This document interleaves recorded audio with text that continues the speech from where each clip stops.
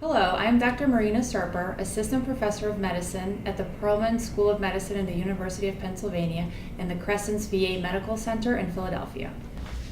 Hi, and I'm Dr. David Kaplan, Assistant Professor of Medicine at the University of Pennsylvania and the Crescents VA. On behalf of our co-investigators, the Veterans Outcomes and Cost Associated with Liver Disease Study Group, or VOCAL, we're pleased to discuss our recently published paper entitled Association of Provider, Specialty, and Multidisciplinary Care with Hepatocellular Carcinoma, Treatment and Mortality. Hepatocellular carcinoma, or HCC, is now the second leading cause of cancer death in the world, while resulting in 35,000 deaths in the U.S. each year. HCC is a complex disease in which treatment depends as much on tumor stage as liver function, with multiple treatment options available based on provider availability and expertise. Given this wide variability in treatment options and treating providers, our group was interested in evaluating the impact of HCC therapy and geographic and provider differences that could affect treatment utilization and survival. We also wanted to evaluate whether multidisciplinary tumor boards improved outcomes, as has been shown in other malignancies. Most previous data regarding HCC treatment and outcomes to date has been generated from the SEER Medicare Registry, which has limited data on liver disease severity and cancer staging, as well as predominantly includes elderly patients. Other data have been derived from tertiary referral centers, limiting their generalizability. To address these previous limitations, we chose to use the National VA Database, which contains comprehensive diagnostic, laboratory, pharmacy, and procedural codes on a large number of U.S. veterans of various ages diagnosed with liver cancer managed at rural and urban, community-based, and tertiary care sites between 2008 and 2010. We combined administrative data with 100% chart abstraction to confirm the cancer diagnosis, obtain tumor staging information, and identify which types of providers directed liver cancer care. Of the entire cohort of 3,988 veterans, 2/3 has underlying hepatitis C and half were either current or past alcohol abusers. The majority, 82%, had cirrhosis, nearly half of whom had advanced Child-Pugh B or C disease.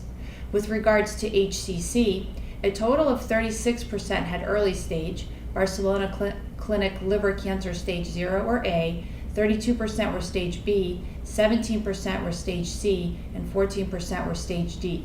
A total of 86% were managed at urban hospital systems, while half lived more than 75 miles away from the VA hospital.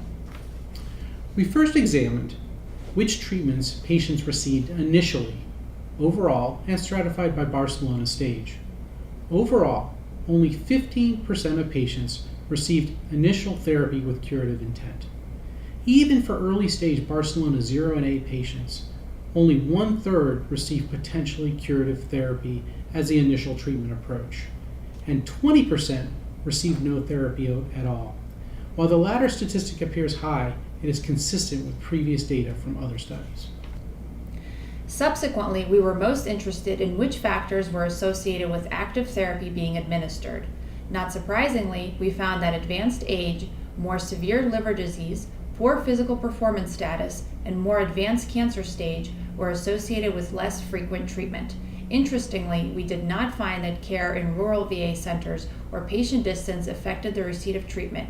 We did note that care at academically affiliated VAs was associated with a near doubling of treatment rates.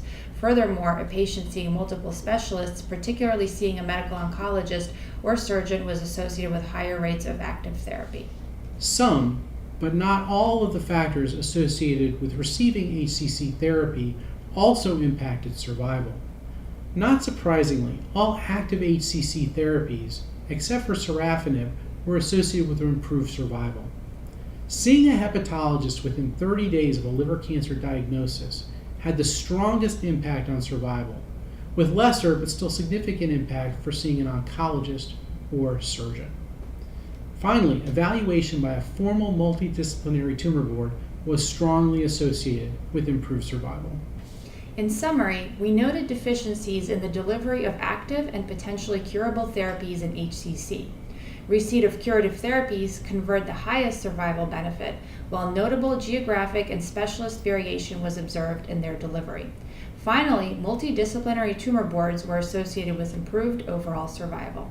In conclusion, future studies should evaluate how health systems may optimally deliver high-quality care in HCC in order to optimize patient outcomes.